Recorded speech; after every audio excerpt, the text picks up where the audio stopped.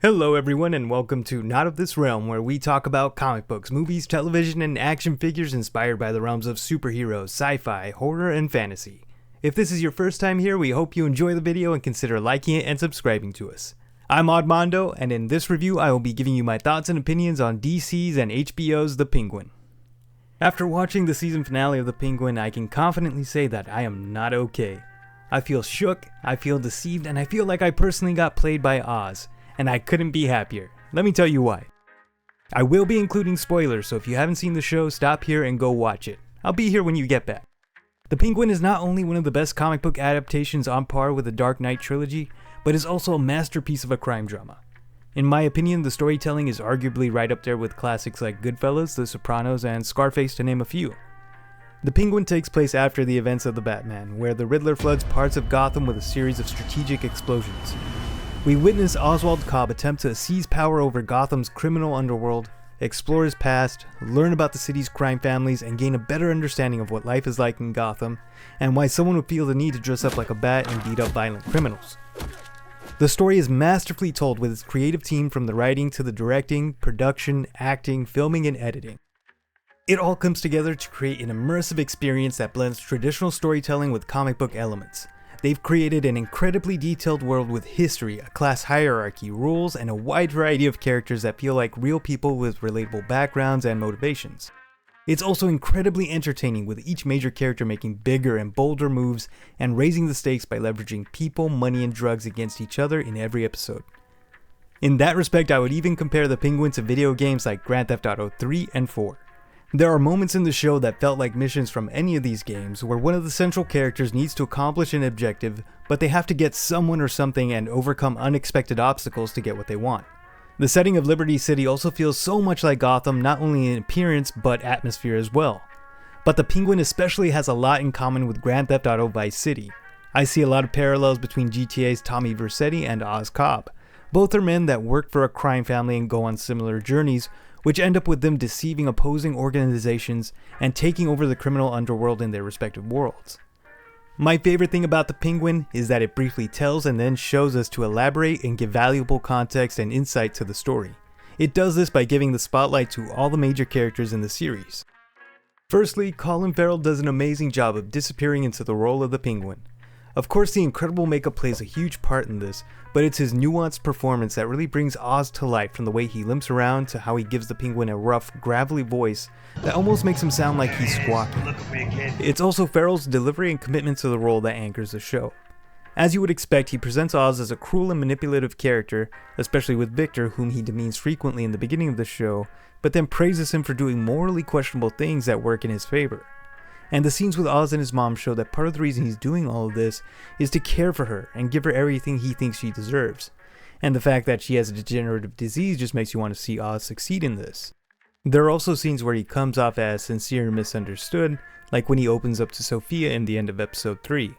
There he gives her an impassioned speech about who he aspires to be and what he's achieved despite his past. It's written, directed, and performed so well that it almost brought me to tears. And Oz's speech to the gangs in order to galvanize them in episode 6 was so persuasive that I was ready to join him by the end of it. Farrell is so convincing in this role that we feel like we understand who Oswald Cobb really is beneath the rough exterior, but he and the creative team behind the show are actually manipulating our expectations so that they can be exploited, which is a common element throughout the series that is done very effectively. Kristen Milioti is also perfect as Sophia Falcone. She makes her a sympathetic character who ultimately wants justice for being wrongfully convicted of taking the lives of multiple women and regain control of her family's legacy. Through her story, we are shown just how terrible her father, Carmine Falcone, is when he has her framed and institutionalized for murders he committed and the horror she endured at Arkham. We also learn what role Oz played in her family's criminal empire and how he moved up at her expense. It's a captivating journey that's written so well by the creative team, and Milioti's performance communicates that tragedy and desperation of Sophia Falcone extremely well. I also found it fascinating how she's wrongfully viewed as a monster by the citizens of Gotham, yet Oz, the real villain of the story, is seen as a misunderstood underdog and man of the people. More importantly, she's probably the only character that sees Oz for who he really is, and practically gives us the ending in her observations to him during the final episode. Deirdre O'Connell is also fantastic as Oz's mom. She really sells her role as a cruel and demanding mother, but then we're shown that's not who she entirely is. It's revealed that this is how she copes with discovering that as a young boy, Oz allowed his brothers to drown in the tunnels of the city even when he knew they were in danger. She and Farrell get some of my favorite scenes in the show.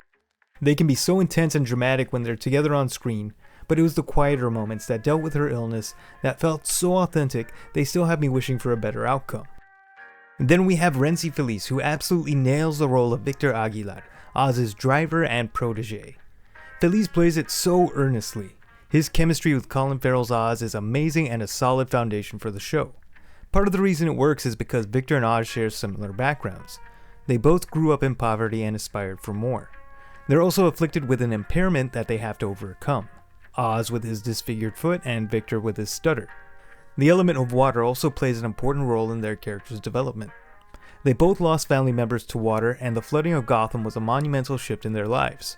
Water also represents change and the ability to adapt, which both Victor and especially Oz do when confronted with unexpected situations that require them to improvise. Victor's relationship with Oz, as harsh as it may be at times, brings about significant change in his character. He gains more self-confidence and plays an important role in Oz's journey to the top of the criminal underworld.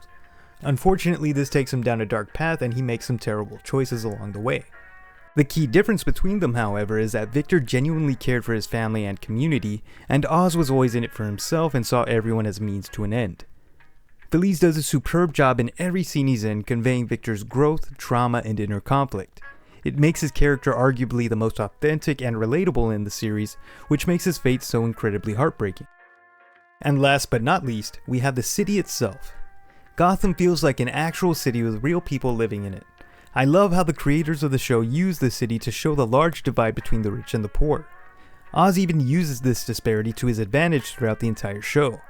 As I said before, he uses this to rally the smaller gangs together against the Maronis and renamed Gigantes. He also gives the impoverished people of Crown Point jobs by having them make bliss in the tunnels under their neighborhood. But as we learned in the last episode, he never actually cared about any of them. He did all of this purely for his own ego and used all of them as stepping stones to his larger goal, ruling the criminal underworld. Now let's talk about those final scenes. Everything we saw and learned throughout the whole show culminates in these last moments. We are shown so much about Victor Aguilar and invested in him and his relationship with Oz, and then we have it used against us when the Penguin takes his life.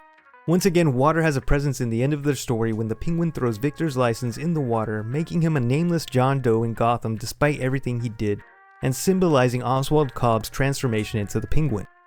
Oz is greedy, and just like with his brothers, he takes Victor's life because he doesn't want to share his criminal empire, despite saying it's because he can't have anybody with him at the top. We are constantly shown and told what the Penguin is capable of, yet we are lulled into a false sense of security, and then we are reminded that if you admire characters like the Penguin, you're missing the point.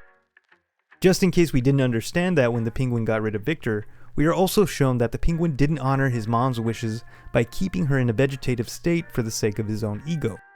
It's a tragic ending, but a perfect way to wrap up the show. It's a testament to the show's writing, directing, acting, and editing that it can evoke real emotions from us for fictional characters. I can't praise this show enough, and I really can't wait to see the Batman sequel and watch him kick the Penguin's ass.